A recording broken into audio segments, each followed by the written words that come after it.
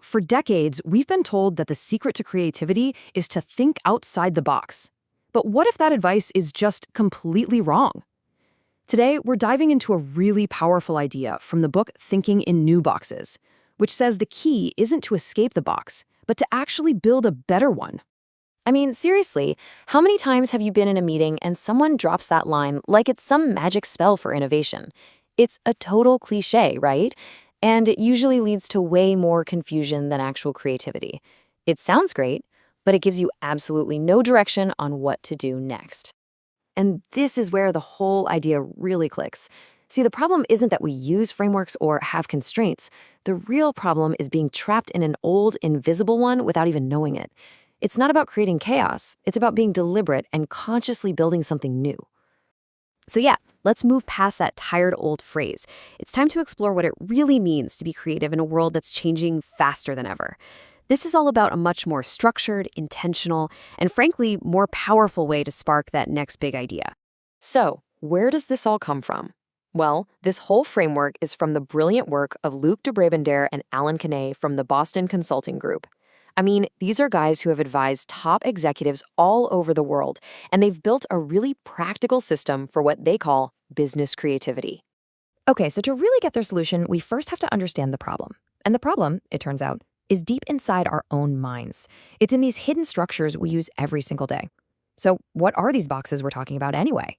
There are mental models. We all have them. These are basically the shortcuts, the assumptions, the beliefs, the frameworks that we use to make sense of a ridiculously complex world.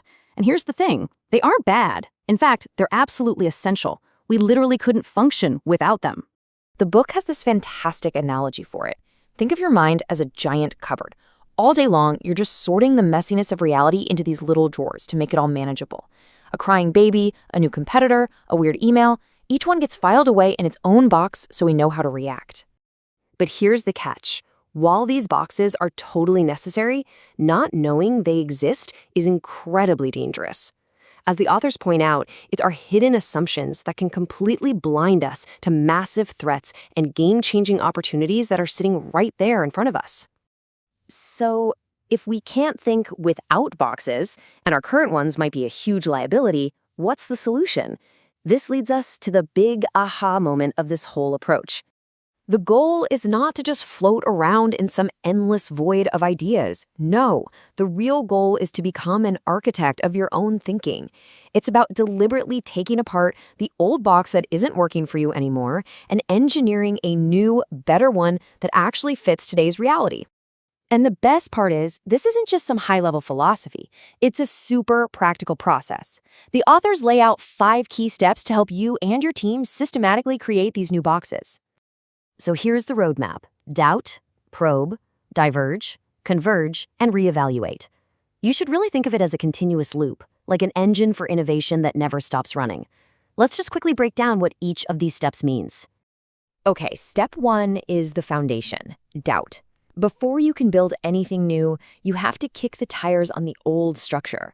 This means you have to actively question your most fundamental, unchallenged beliefs. What do we just assume is true about our customers, our industry? The whole point here is to make those invisible assumptions visible. Next up, you probe the possible. This is where you look outside. You explore the world for new building materials. What new tech is bubbling up? What are those weird fringe behaviors that might just become mainstream tomorrow?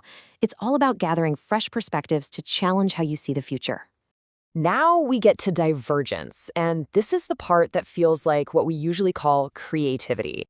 Using all those new insights, you just generate as many unconventional ideas as you can. And the key here is zero judgment. You go for quantity, for novelty, no matter how wild or crazy the ideas seem. This is your moment to be totally unrealistic. Okay, so after that storm of ideas, you have to bring some order to the chaos. This is where you converge.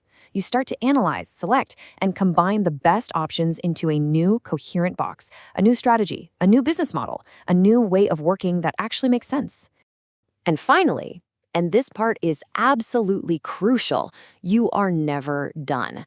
That new box you just built, it has a shelf life. The final step is to reevaluate relentlessly. You have to constantly monitor how it's performing, keep an eye on the world around it, and be ready to start the whole cycle all over again. And this really brings us to the ultimate takeaway. In a world that's changing this fast, complacency is your worst enemy. The belief that you finally found the answer, well, that's probably the most dangerous belief you can have. Your greatest success, your most brilliant strategy, that perfect mental model you created, all of it has an expiration date. The goal isn't to find a permanent box. The goal is to get really, really good at building new ones. And, this framework isn't just for big shot CEOs. It's a tool for literally anyone who's trying to solve a problem, launch a project, or even change their career.